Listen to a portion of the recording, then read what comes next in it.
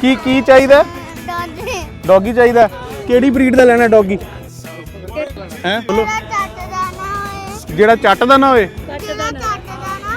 ਹਾਂ ਵੱਡਾ ਨਾ ਹੋਏ। ਤੇ ਵੱਡੇ ਤੇ ਤੁਸੀਂ ਵੀ ਹੋਣਾ ਹੈ। ਕੀ ਨਾਮ ਕੀ ਹੈ ਤੁਹਾਡਾ? ਸਿੰਮੋ। ਅੱਛਾ ਤੇ ਕਿਹੜੇ ਕਲਰ ਦਾ ਡੌਗੀ ਲੈਣਾ ਫਿਰ?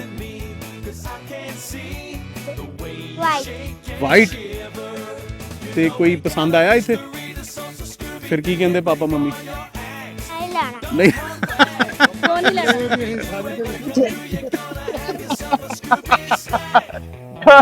ਥੋੜਾ ਵੱਡਾ ਹੋ ਜਾਓ ਨਾ ਬੱਚੇ, ਥੋੜਾ ਵੱਡੇ ਹੋ ਜਾਓ।